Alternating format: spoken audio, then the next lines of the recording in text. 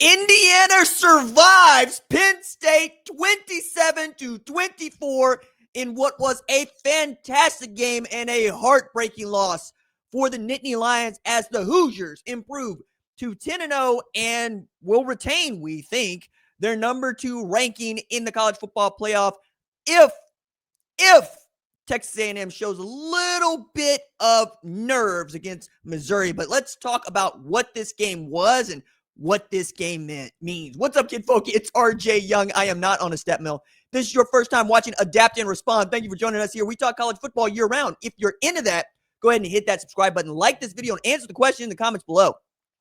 Did you think that Indiana was going to hang on to survive this really fantastic game that really began in the fourth quarter? Because, hell, man, it was coming and going for me. We saw outstanding plays in that fourth quarter. Penn State was down 20-7 in this game, and it looked for all the world like Indiana was going to do what Indiana has been doing, which is run away from you with their run game, with their passing attack. But number one, they start this game without Elijah Surratt, which means that Omar Cooper is going to have to play the wide receiver 1 role, and my God, did he. It's not just that Penn State employed the plan that I said you should use, that I expect everyone else to use against the Hoosiers. It's that they didn't flinch on it. Jim Knowles, who had beaten this Indiana team like they stole something last year with better personnel at Ohio State, used the same script. We're going to try to heat him up. We're going to simulate pressures, but we're also going to bring pressures. And Fernando was able to beat those things with his legs and then force Jim Knowles to back off a bit as you got some design QB draws that were called. And as the running backs were doing such a great job of getting yards after contact, like getting to the second level and turning what looked like 4-yard runs into 8 and 12 and 10, you felt more and more like Penn State was finally just getting worn down. And it's a defense that had not played to its billing. I get that James Franklin had been fired, but the defensive front is still the defensive front. Secondary is still secondary. Linebacking core is still linebacking core.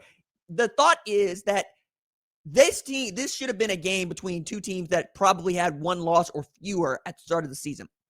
And we could have seen a top 5 matchup. But as it stood, Nick Singleton came alive, finally became the Nick Singleton that we all know and love with a 59-yard run where he fell just in front of the goal line, got an opportunity to punch that in. Then Fernando Mendoza made an uncharacteristic mistake. He did not see the safety darting over. Safety makes a play on the ball, gets the foot in bounds. Outstanding catch. I thought what was going to be the best catch of the entire day. And then we get to see once again Penn State showing it's got some backbone with Ethan Grunkermeyer playing his butt off and really trying to find a way. And as Andy Kotelnicki gets out of trying to play cute football and start playing power football with Katron Allen and Nick Singleton, I'm just saying, yo, keep your foot down. Don't let it go. And then you got the dreaded score too fast, right? Like, that's what we're thinking here. We're thinking you left time on the clock for this Indiana team to do something. Down 24-20. And Fernando Mendoza stood in there, staring people down, getting waylaid, got sacked 4 times in this game, and still made a play. But on a pass that looked to me, and I think looked to Joel Klatt calling the game, like a throwaway, Omar Cooper decides to say, no. Omar coming, y'all. Omar coming. You can hear the farmer in the dare around the corner. Because the man said, no. Y'all done forgot. I'm that dude. I'm going to go be legend right now. Yes, it ain't the way you want to go down against a team that's lost 5 in a row. It ain't the way you want to go down against a team that fired his head coach.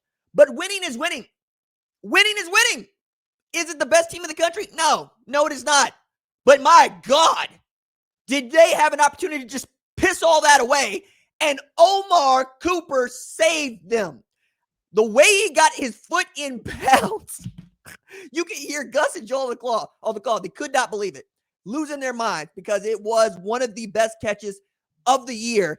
And with the game on the line, like the level is, it's not just the catch. We've seen better catches. We've seen one-handers. We've seen no-lookers. We've seen snatching it out of the air.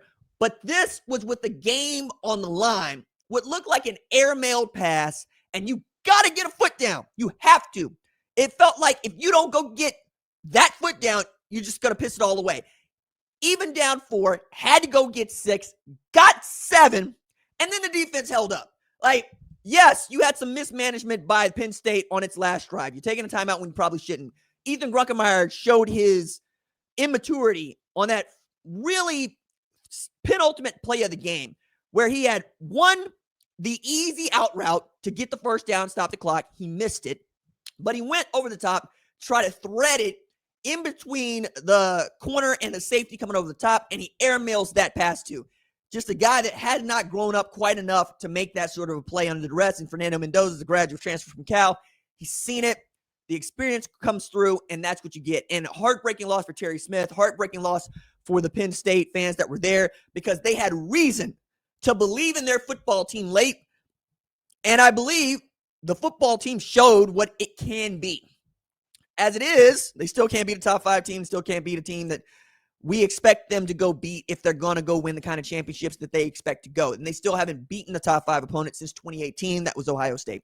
Now, the conversation is going to become who is the number 2 team in the country, because the A&M was already receiving first place votes, as was Indiana. But when you take this kind of a loss and you get really shoved into the deep water, I don't know that the committee is smart enough to take into account they got NFL players on that Penn State offense and defense, that the personnel is still the personnel, and that the public believed in Penn State. They bet heavy on them.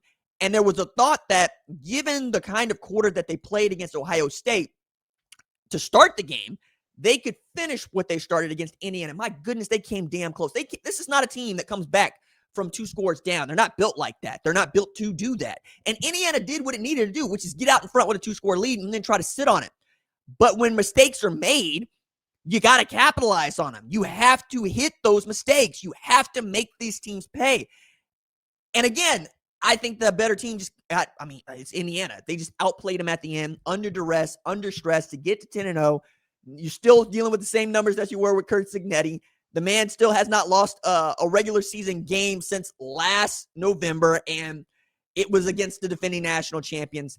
He's probably going to walk into the Big 12 championship game, Big 10 championship game undefeated once again. But I got to tell you, man, I'm so impressed by what I saw by Penn State. And if you're not, you don't like college football. I don't give a damn if you hate Penn State or not. You got to be impressed by what those players showed. And Omar Cooper just deciding to go, no, that's me with the shotty. That's me and Brother Muzone. I will see y'all when I see y'all. My goodness, dude. Maybe we gonna see a little man come up from behind and get him, but not when they're playing like this. Outstanding performance by the Nittany Lions, but a better performance by the Indiana Hoosiers, who are 10-0 and surviving and advancing.